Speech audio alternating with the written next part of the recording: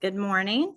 As Taylor said, I guess I could be labeled as an avid gardener, but I'm not always a successful gardener. So there's the caveat. So in the garden we grow. Let's see. I kind of want to hear from you. I like things to be a little interactive, so I may be asking you guys some questions. Feel free to just throw the answers out there. I see several people from our community as well as some of our master gardeners. I am used to presenting to children. I'm also a homeschool mom, so done some teaching in co-op situations and that sort of thing. So pardon me if I, bring it down. May not be real technical. Okay, so interactive. Why are you interested in gardening? What has brought you here today? Anybody? General medicinal value. That's a good one. I want to eat what I grow. You want to eat what you grow. I like being outside. Me too. Oh, I want to defy the HOA. The architectural board, we have to approve people who want to change their landscape. And it's ironic because I don't ask, to change my landscape. I just plant whatever I want. So along my grill fence across the pond, I grow sweet potatoes. I grow all kinds of vegetables, and they can't stop me from growing vegetables because there's a Florida law. You cannot stop people from growing food. You can't stop people from, there's a law, you can't stop people from growing food. Okay, so that. Except in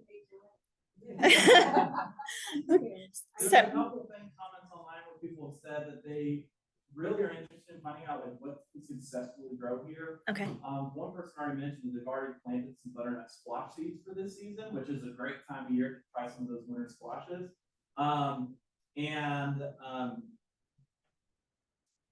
And that control, kind of like what Jimmy said, is being able to just be able to grow our own food and know what we're consuming, knowing that whole process. Okay. So answers ranged from liking to be outside, defying the HOA, which and it was said that they can't keep you from growing food in your garden. They can put, of course, restrictions on that, but they can't just say that you can't do it. Some people want to eat what they grow. Other people like medicinal value of plants. Sometimes it's a necessity to be able to grow our own food. With the economy being the way it is and prices going up, I think more and more people are trying to get back to some of those basic skills, of which gardening is one. Beauty is another reason that we grow, not necessarily vegetables, although there are some pretty ornamental peppers and those sorts of things. But we grow for the beauty of it, whether we're talking about a pollinator garden, the rose garden. And I think I probably speak for all vegetable gardeners. You want your garden to be attractive. You want it to be a welcoming place. So health, better quality produce, and just knowing, like Taylor said, knowing what we put into our food. So all of those, self-satisfaction. I had several naysayers saying, you don't have time to garden. So just the self-satisfaction of being able to grow your own, whether it's ornamentals and having a welcoming front door entry space, or being able to grow your own food, there's some self-satisfaction in that. Teaching, incorporating our families, our kids into what it takes to produce your own food or your own medicinal products. Herbs can be very beneficial in, and then byproduct oils beneficial in alternative healthcare situations. And then, helping out our pollinators, which are sometimes struggling, is another reason that some people like to garden.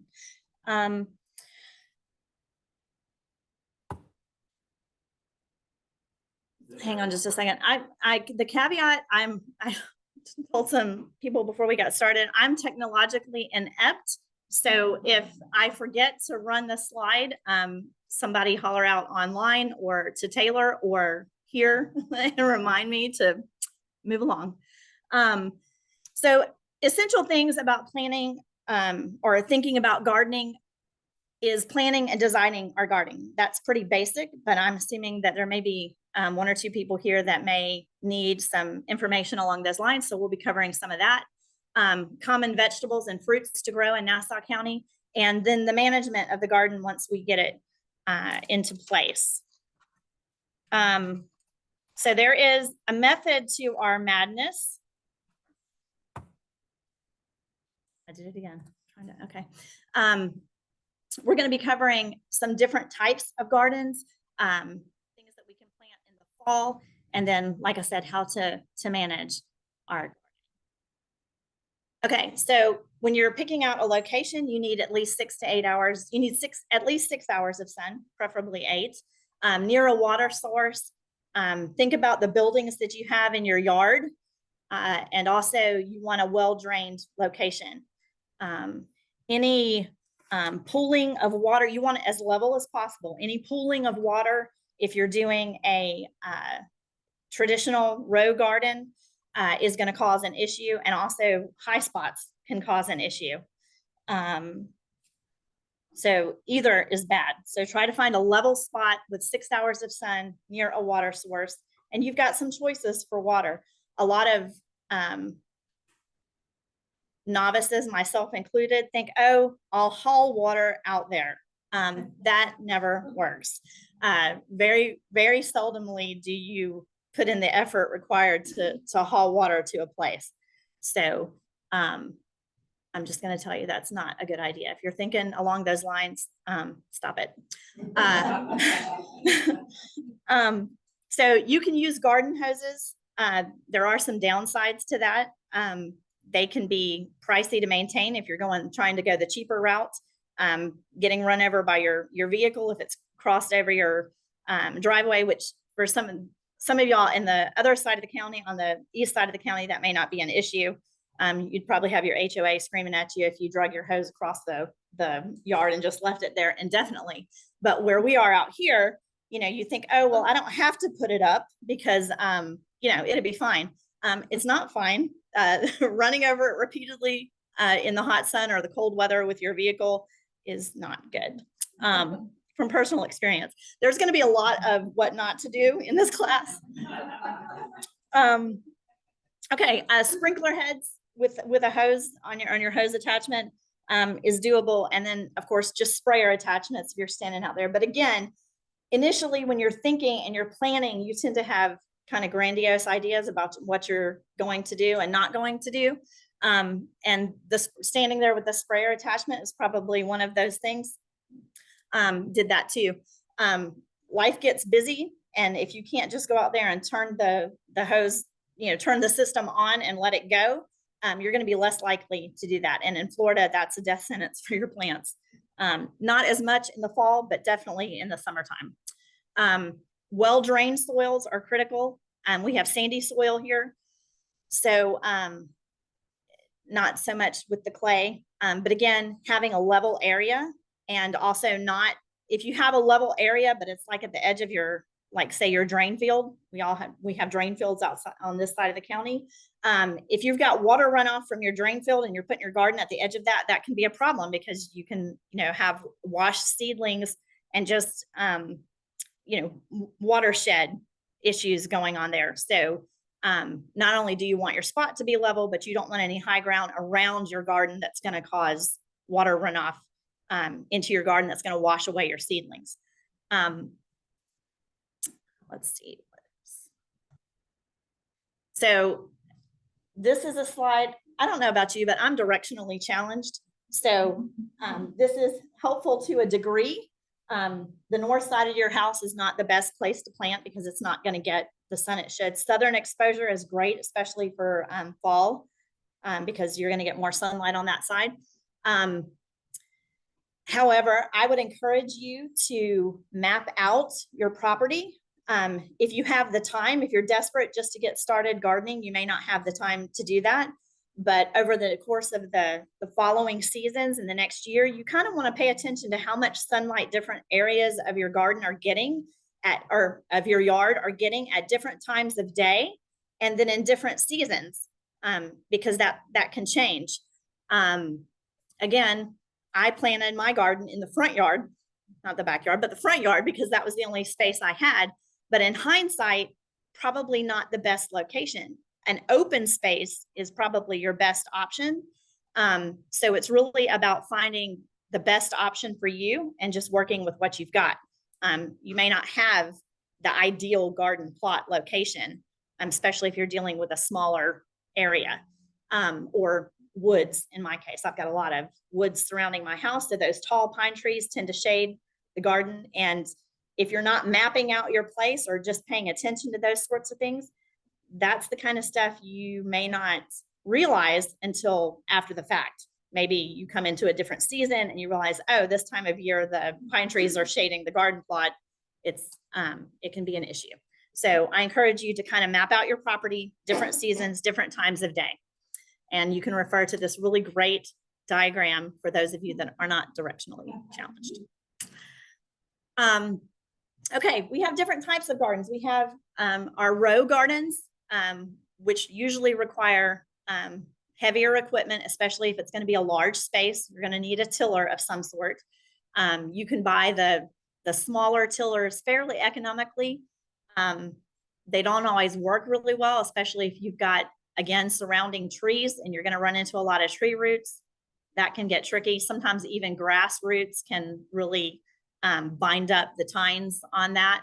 So depending on where you are and what kind of issues you're dealing with, tree roots, grass roots, is going to depend on what type of tiller you need. If you're really fortunate, you've got a neighbor or a friend that likes gardening and they have a tiller that you can borrow. Or if you're really sweet, maybe bake them cookies, they'll come till it for you. The raised bed gardening is what I'm most familiar with. My stepmom for years had a row garden and pretty extensive, but I myself have had better luck with smaller scale raised beds. I've done cinder block gardens and wood framed gardens.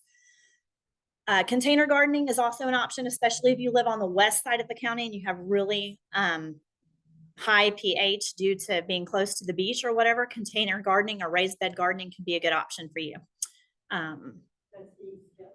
That's what I meant. See? See, there I go. Okay.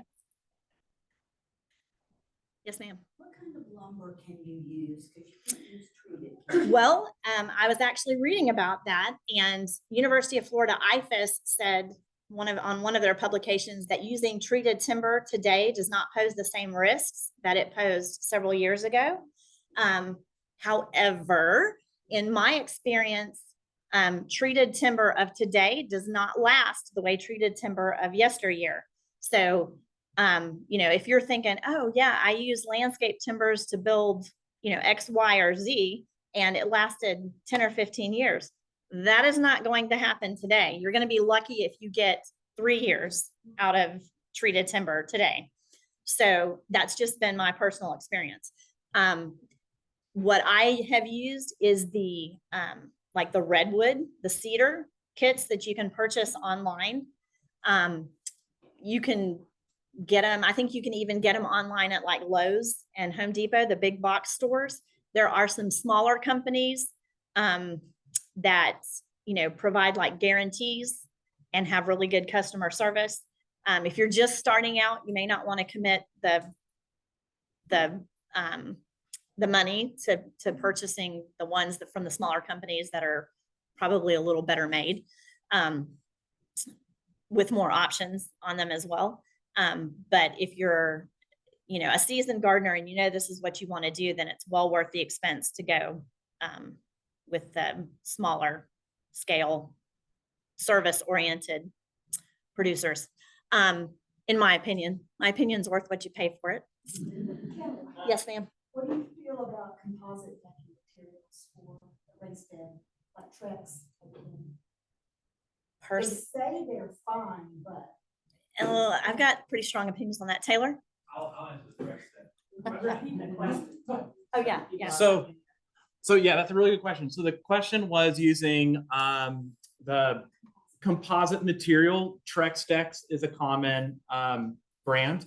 So there's not enough information on whether it should be good or not. I personally do not recommend it because it doesn't have the same strength as traditional lumber. So it can bow and flex and warp underneath the heat. So you can actually see, I've seen beds that are used with composite wood and you'll actually start to see them bow outwards. So it's just for maintenance and management, it's just harder to deal with. So for me personally, I just use untreated lumber because I may have to replace a board every year or a couple of years or so. And since I can screw one out, slap a new one on and be ready to go. So, but I would avoid using the composite just because we don't have enough information and there are concerns about leachates from the plastics. So especially with discussion about microplastics and soil and water and stuff like that. So we are on the air of caution with that with no formal recommendation yet. So great question. I concur. What about the metal containers for raised beds? So yeah, so what about the metal containers for raised beds? Totally fine. We don't have any concern with those. So like the only issue that we have sometimes you have like those big wash basins is it just takes a lot of soil to fill up. So the best thing is kind of like a permaculture type of recommendation is you just fill the bottom with clean like logs that you just like from around the yard, sticks, fill up the mass on the bottom, and then you can top dress with like the nice soil. So you're not having to buy a lot of soil to have it lifted because that's very expensive. So, but great question. But with those galvanized steel containers you usually see for like water troughs, totally appropriate. So. That would be mistake number 34 on the list of mistakes I made designing my raised beds. I actually did get potting mix to fill them up with and shoveled it all into my 4-foot by 12-foot raised beds that are like 36 inches high. Not only was that a load of work, but in hindsight, I really wish I'd have done like is it hugel culture? Yeah. Where you put the larger wood materials, branches and things like that from your property on the bottom. And as those decompose, they, feed the soil. So that is both cost saving and providing organic material for your raised bed. Wish I'd have done that. Let's see. We mentioned container gardening. One caveat with container gardening here in Florida, you do need to watch the water levels. Containers and raised beds tend to dry out quicker than the ground. So if you're terrible about watering consistently and you don't have drip irrigation, containers of any sort may not be the best option for you. And of course, the smaller the container, the faster it dries out. Your clay pots that aren't glazed will dry out faster also than your wood or the glazed pottery. That's just personal experience, or the plastic. But again, if you're raising food to eat, not sure you want to plant in plastic because of the microplastics issues. There's not enough research, but we do know that it is an ongoing problem environmentally.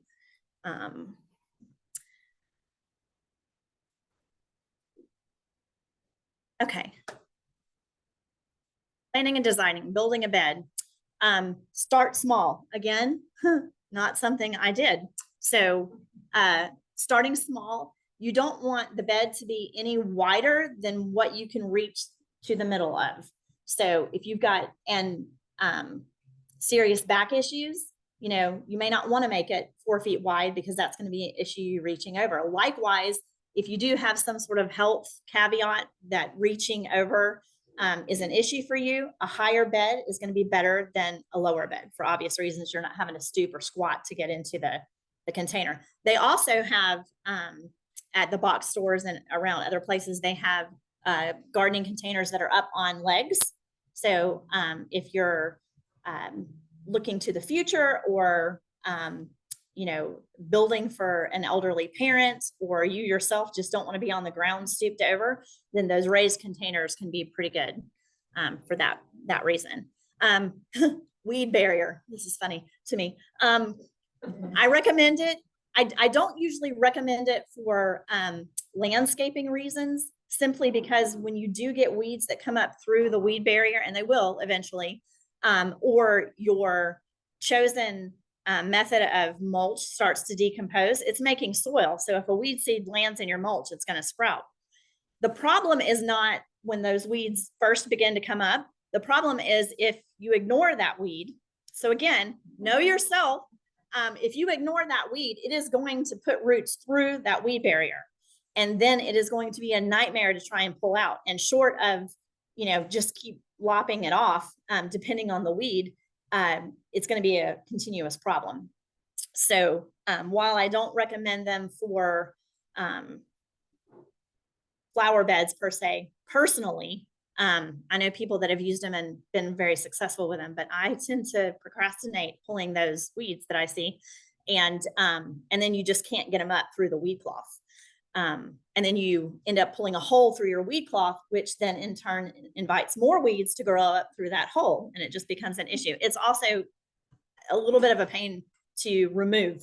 So, but anyway, in a raised bed, it's really excellent because it's going to help prevent weeds from coming up through your, and I have, like I said, 32-inch raised beds, and I now have torpedo grass coming up through, everywhere.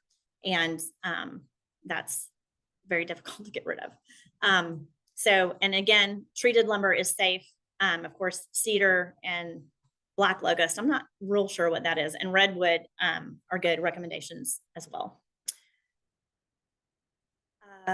So as a master gardener and an extension of the extension office, we recommend soil testing.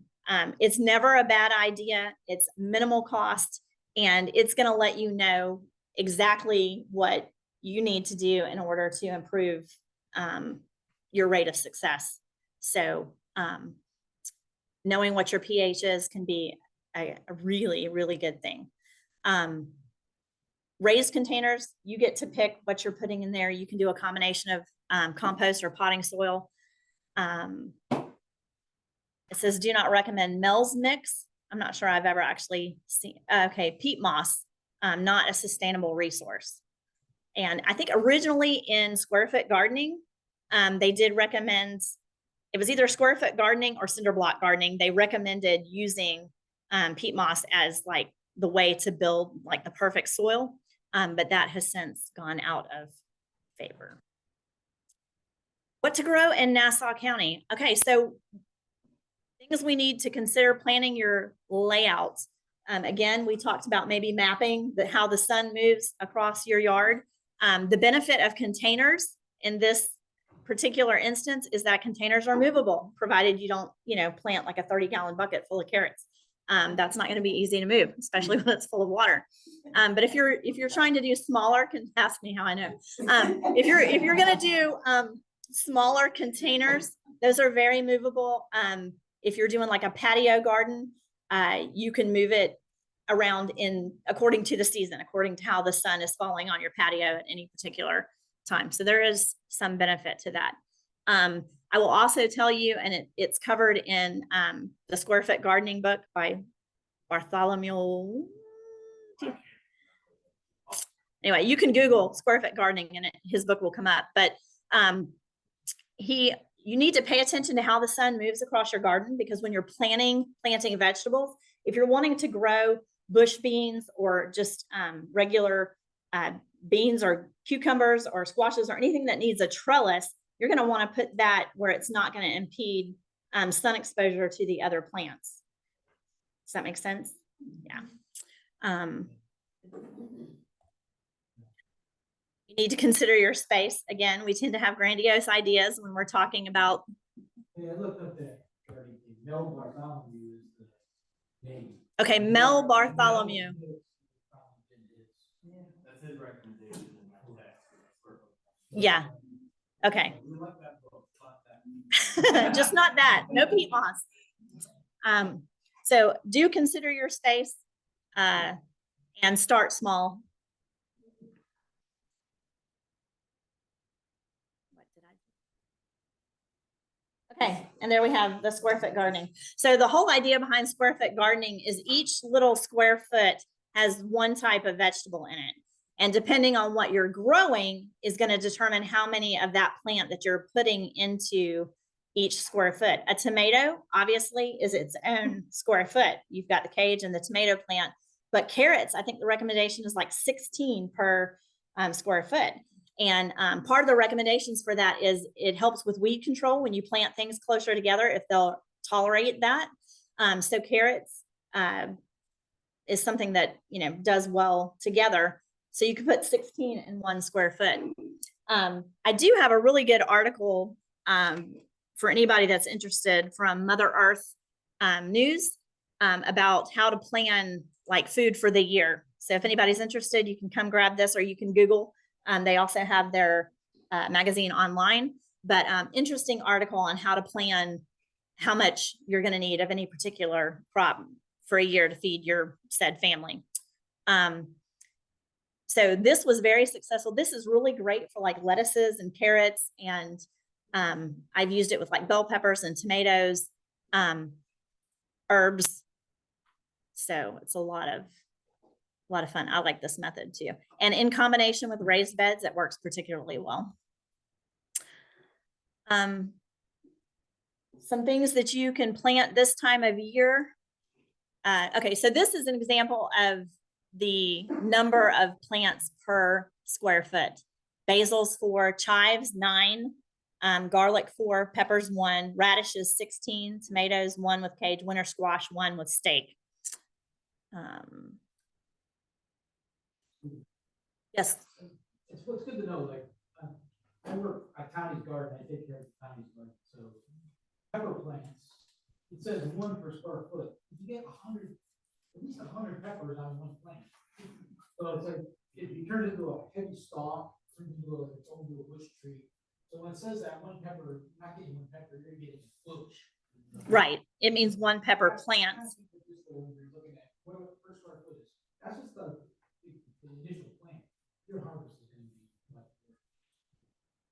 Right. For those of you online, it was said that this is talking about the plant per se and not necessarily the harvest. So keep that in mind when you're planting peppers. If you're a family of 4, you may not need more than 1 pepper plant unless you eat a lot of salad and veggie sticks.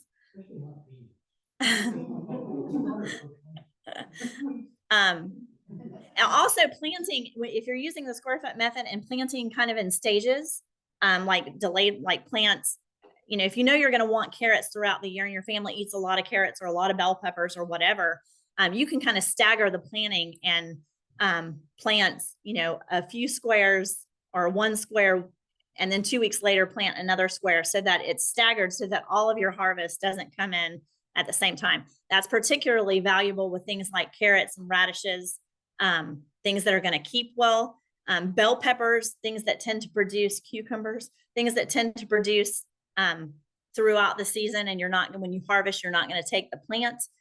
Those things can be, they don't necessarily have to be staggered because they're going to keep producing. How am I doing on time? Okay.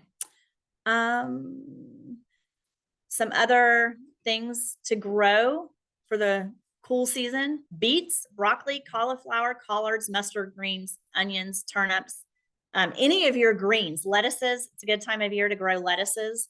And again, all of your greens, collards, kale, herbs. This is actually a good time to grow herbs, except for the rain. Some herbs don't like all the rain that we're getting right now. Rosemary in particular tends not to like all this rain.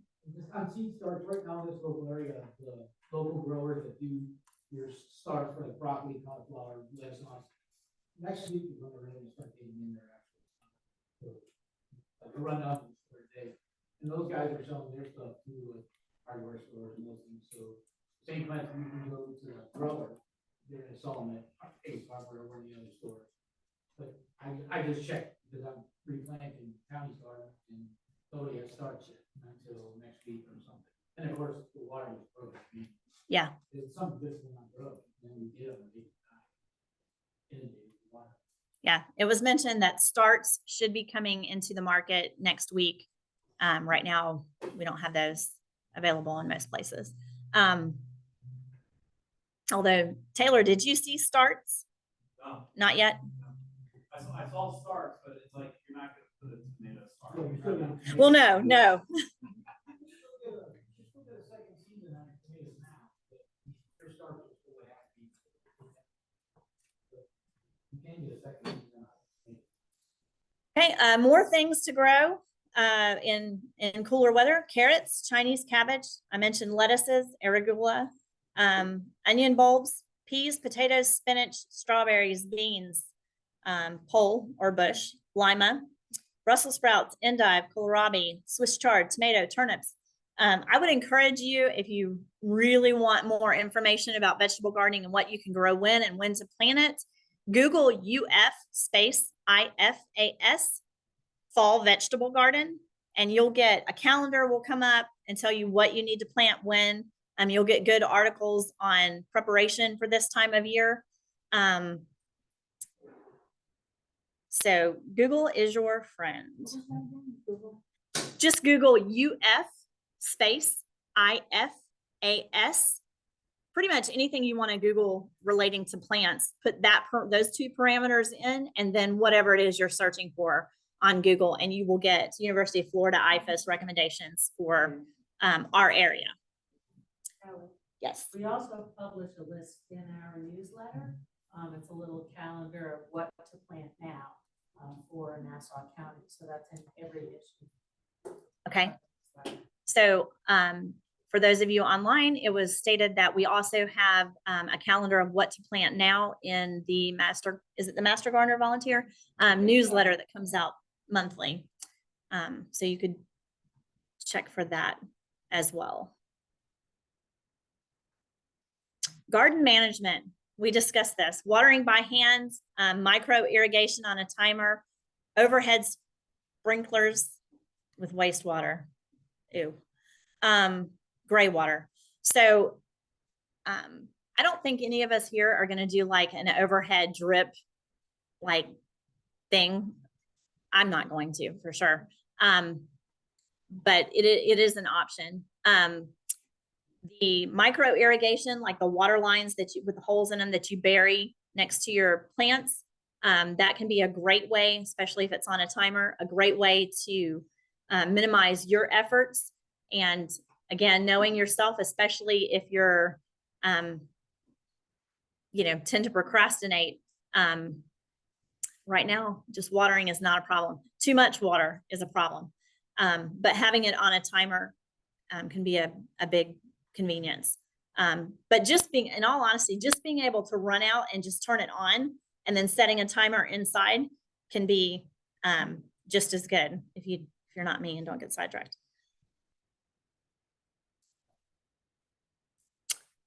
Okay, nutrient management. We mentioned the soil test. That's something that you want to have. I have actually pretty extensive notes on this. So based on your soil test, 2 to 3 light applications of fertilizer throughout the growing season can be helpful. It says you apply it just outside the leaves. Greens benefit from ammonium nitrate, and tuber root crops benefit from potassium fertilizers. I will say that on the University of Florida IFAS vegetable gardening, it did specifically say, it discussed 10-10-10, which is just your kind of general garden fertilizer. And it recommended doing a broadcast application prior to planting your garden. It recommended 2 to 3 months was it on that? Yeah. Hang on. 2 to 3 months prior.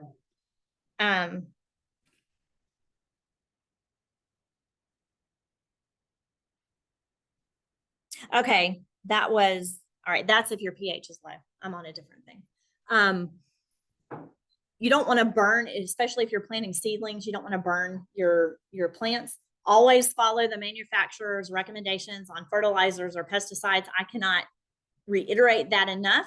My dad is the king of not doing that. He's like, oh, it's not gonna, it's fine.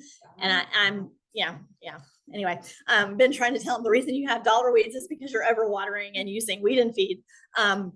But there's a little bit of powdered butt syndrome going on there. I'm younger and he powdered my butt when I was little. Therefore, I cannot know what I'm talking about. I love my dad. He's great. But when it comes to that kind of stuff, he drives me nuts. Always follow the directions. Case in point, this is an anecdotal story, and it's funny, not funny. So we had a house built right behind my dad's 5-acre property. And so he's staring out his back door and they're staring out their front door, and they're, it was previously woods. And so some privacy issues there. So he's like, what will grow? He asked my boys, not me. He's like, what will grow quickly for a privacy screen? And they were like, viburnum. So they went to the local nursery and they purchased all these 3-gallon viburnum. And my dad's like, it was a lot of viburnum. I'm talking I think it was like 25 or 30 3-gallon viburnum. So my boys are out there digging the holes and they plant and they water. And my dad, about a week or two later, decides he's going to fertilize them to give them a really good start, and fertilize them. He did, folks. He burned them. They all croaked back down to the ground. He eventually just cut them off, and they did come back. However, he's like, I'll be dead before they get any substantial size now. So use fertilizer with caution, follow the directions. And I'm thinking almost never do you put it directly on the root ball. That's just too much, too close, and it's going to burn them every time. So on, let's see. So on about, I don't know what's coming next, but about pH and the benefits of a soil test. I mentioned 10-10-10 fertilizer. Florida is pretty high in phosphorus, which is that middle number. Not everywhere. You may have a pocket of an area that's not, that's phosphorus deficient, which is why the soil test is so important. If you have too much phosphorus because you're adding 10-10-10 fertilizer, you're creating problems that wouldn't be there if a simple soil test could let you know about that. But pH is also a factor. So you want your pH to be somewhere between 5.8 and 6.3 is like the perfect spot. If it's between 5.5 and 7.0, you're usually pretty good to go. Less than 5.5, your fix for that is adding lime at a rate recommended. And there is actually a soil lab with the University of Florida, and you can Google that. I have the website written down here if you want to see me afterwards to get it, but you can Google to find that soil lab, and it will give you the proper recommendations for your particular pH. But typically it's 2 to 3 pounds per 100 square foot of your garden. If it's over 7.0, you're in trouble. And that could be some of the people in the east side of our county, because there's a lot of salt and just pH tends to be higher over there. There's not a whole lot you can do about that. You can temporarily get things where they need to be by adding organic material. If it's from over liming, because you're trying to get it right, and you added just that extra scoop because you think a little more is better. Yeah, no. Then it can be corrected with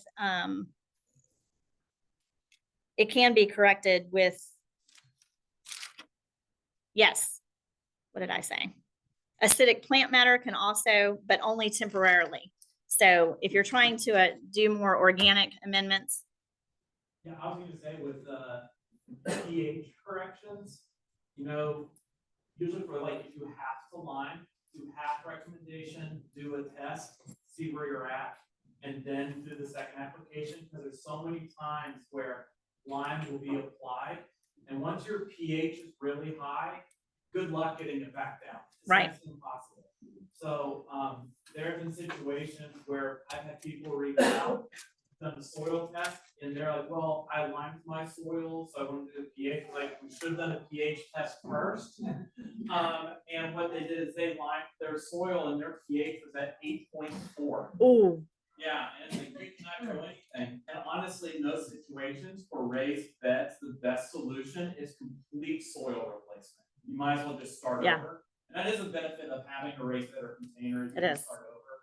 In ground, if you do lime application, it takes a long time and a lot of use of ammonia fertilizer to get it down to a level that's appropriate. So just lime with caution and only after pH test. right. So it was stated that you want to do half the recommended dose of lime only after a pH test, and then retest after a little bit of time passes to see if you've gotten it correct, preferably before you go replanting in that area. It also said the article I was reading said that you needed to use finely ground dolomitic limestone. I don't know if there are other types of lime out there, but the fact that they're recommending a very specific type and grain quality is probably because that's what's needed to, did you have a comment? No, but I know the intended place was like in Georgia, Dolomitic lime is what they recommend. Okay. Okay, so you want to be cautious. You want to be cautious about making sure that it is that particular type as well. But half, and then retest and see where you're at. Let's see.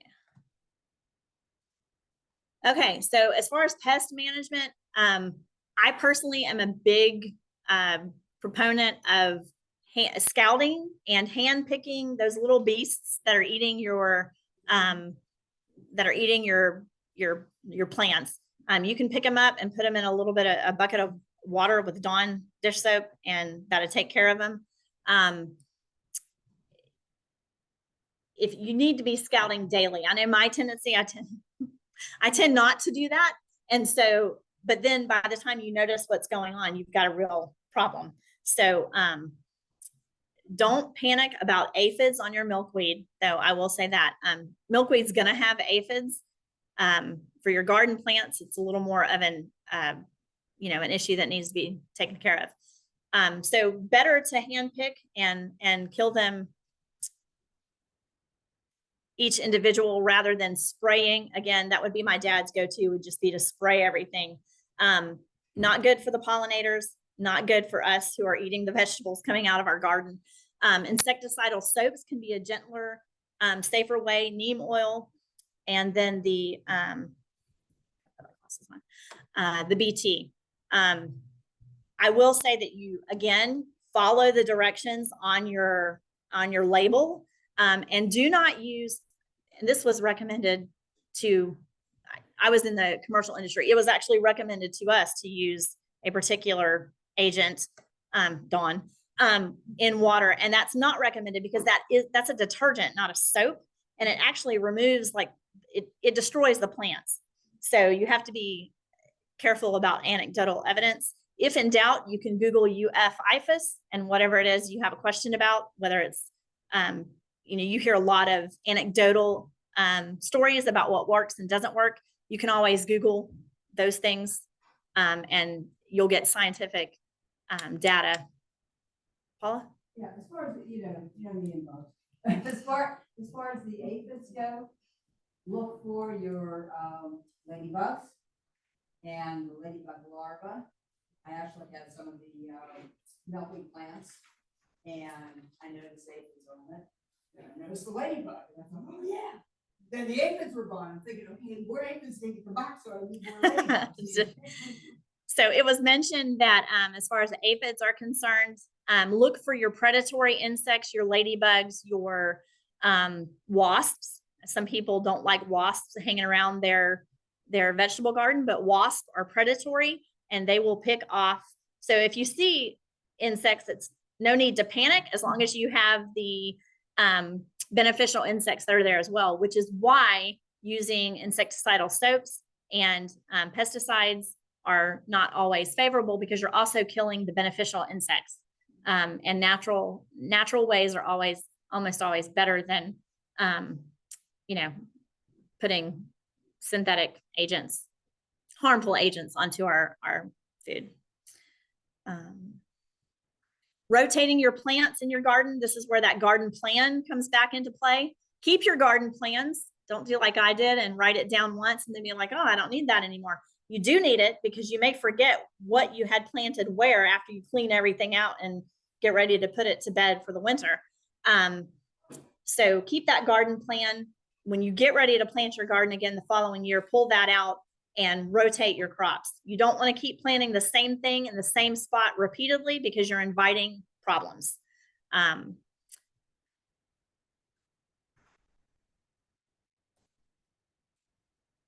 Okay, nematodes, they're microscopic, they live in soil. Rotating your plants helps deter nematodes. If nematodes get into a particular area of your garden because you have something that's susceptible to nematode infestation planted there, and you keep planting that vegetable there, you're just encouraging them to come and eat the all-day buffet and propagate with all their little children, which will continue to infest your plants. Interplanting marigolds can be a way of deterring insect pests. I did read something about planting a single plant versus a row. And I think it's recommended that you plant more of like a row rather than just, one marigold plant here or there. So think about incorporating some of your medicinal or anti-pest type plants into your garden. Solarizing, boy, do I have a lot to say about that. Solarizing is a great natural way to prepare your garden bed to prevent problems before they get started, whether you're talking about weed seeds or pathogens. You do need to plan ahead because it's best to do it in June. But if you clear plastic, cover it completely, you want it a little bit wider than the area you're planning to solarize. You want to till the area or aerate the soil 6 to 8 inches because you want the heat to be able to penetrate down into that. And you're going to seal the edges of that clear plastic with dirt so that you're creating a hothouse that's going to kill the pathogens and weed seeds. There's a minimum 6-week requirement, and depending on the year, you might be able to get away with doing it closer toward the end of the summer.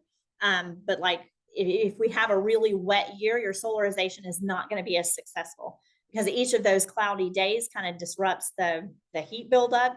And if you've got several in a row, then you may find that the weeds are still able to propagate. And it's not going to discourage the nematodes to go away either.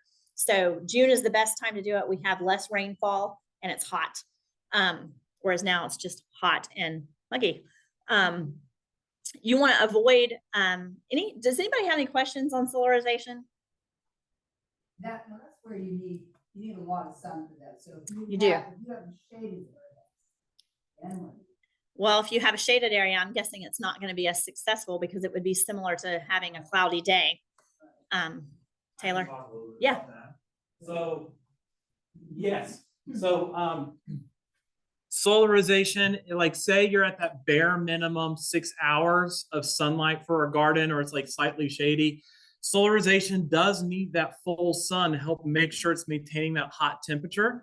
So, so then you think, well, I'm not going to have all those hot days, so I can constantly make solarization effective. So this is literally diving into the weeds of vegetable gardening, but this is where we start to think about how can we promote healthy soil, because nematodes, although like microscopic, if I had a spoonful of soil, there's probably 1 million nematode in that little spoonful of soil. But only a couple of them are actually problematic to our plants and cause problems. The rest are beneficial and actually promote healthy soil. So if we can have gardens that help promote healthy soils, healthy organic matter, you're going to get a lot of beneficial fungi within that soil. So when we till gardens, that actually disrupts the fungi, can actually make soil health decline. So if we have healthy organic matter, we're doing like no-till gardening techniques, we can encourage that beneficial fungi growth. And the fungi is really neat. Our ag natural resource agent, David A. Bear, has some really cool photos of fungi actually attacking root knot nematodes, where they will grab onto them and consume them. So healthy soils can help fight a lot of these really bad things. So, solarization is a great technique, but if we promote healthy soils in the first place, then we can actually help deter a lot of those problems just naturally as well. So, great question. So build up your soil, Paula. Oh, yeah. Yeah, I give master gardeners and anyone garden project. Well, we might be twins in that regard. Okay. Avoid overhead watering. A lot of plants don't like that water sitting on their leaves. I discussed rosemary. Watering rosemary, particularly from overhead, it's not super fond of that. And you create the perfect environment for mealy bugs if you do that on rosemary. Some plants will just get burned from having the water sitting on their leaves. So it's always better to water from the bottom with either a drip irrigation system, or if you're using the hose, then get your nozzle down there close to, around the root area, as opposed to watering on the leaves. Water in the early morning so that it has a chance to dry off a little bit before the beating sun comes down, and also before it gets dark. I know with St. Augustine sod, if you water close to dark, you're inviting issues with fungus. So that can be an issue in our vegetable gardens as well. Ask me how I know on this one. Remove diseased leaves, don't compost, put it in the trash. This is true for invasives as well. I ended up with a mother of millions, didn't know what it was, but I thought, I was out at the beach in Fernandina, and I thought, hey, this is a pretty little aloe-like plant. I'm going to take it home, which I did. And it started growing really well. And then in identifying it, I realized that it was an invasive species and propagates two ways and very prolific. And so in that case, I pulled it up and I put it in a plastic bag and I threw it in my garbage. So you don't want to try and compost invasives. You don't want to compost anything with disease on it. I mean, you want to remove that stuff out of your garden as quickly as possible, which is where scouting also comes in. Just being aware of what's going on in your garden on a nearly daily basis helps you get ahead of the issues before they become, serious. Copper or neem oil, good against fungicides. Let's see what else we got for management. Okay. You want to harvest when it looks like you'd purchase it. Don't wait too long, especially with things like squashes and cucumbers. They tend to get away from you if you don't. You can see a cucumber, and y'all can attest to this that have gardened before. You can see a cucumber on one day and think, oh, it's not, I'll wait a little longer, and you go out there the next day and it's ginormous. Or if you miss one that's up underneath the vine, they can grow to be whoppers and then practically unedible because they're so tough. So harvesting sooner is better than later. You may need to add compost and replace new plants like somebody was speaking of back there with the starts. Says track. I'm not sure what that is. Maybe just being aware of how many days it takes for a plant to mature in your garden. There's always recommendations on seed packages, and that information is out there, but that's a very subjective average. Kale, I believe that's kale, is great to grow this time of year, and lettuces. Along with lettuces, carrots, radishes, things like that are good to grow this year. That like the cooler weather, you can build cold frames. You can grow carrots year round in North Florida. So that's something to keep in mind. They're fairly simple to build, usually using like 2x2 or 1x2 lumber, and then just that clear plastic sheeting that you use for solarization. You can use that for your your tents for the plants to keep them a little warmer.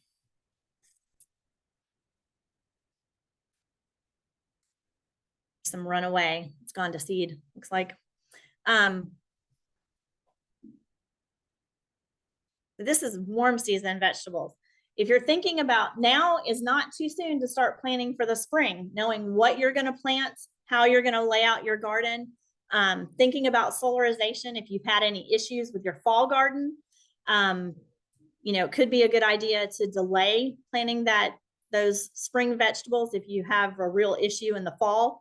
You know, if you didn't get your pH test and suddenly you're realizing, if you're realizing that your plants just aren't doing well in general, that can be nematodes causing that, or just lack of observation and procrastination on the part of the gardener. But thinking about solarization for future sites, it's a good time to plan for that now if you're going to expand your garden or what have you. Your warm season vegetables are your tomatoes, your bell peppers, whole beans, always great. Okay. This is out of order. Okay. I just want to talk about composting for a minute here. Composting is a good way to build that soil health that Taylor was talking about. It's not super difficult to do. You can do it with pallets, with cinder blocks. You can use sturdy wire to build your compost area. And just having one compost area, if you have like a 4x4 bed, is going to go a long way. As that bed ages and you pull things out, whether it's weeds or harvest, the soil level is going to go down. So you're going to need to add organic material back into that. If you want to reuse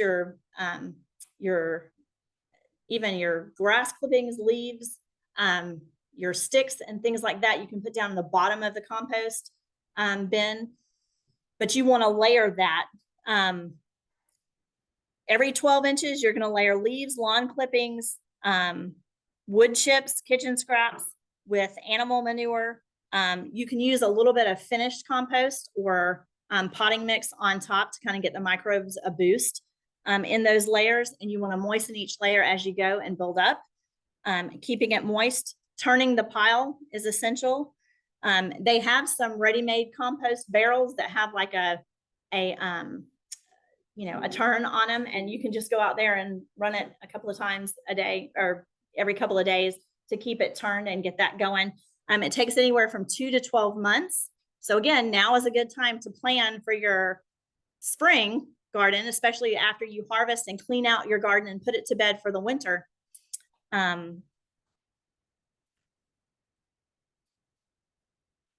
Okay, so again, thinking about your sun exposure, how you're going to water, the things you're going to plant, and how you're going to lay out your garden, your space requirements, those vegetables that are going to grow good for the season that you're planning on planting them in, and your own unique management style and what's going to enable you to be successful.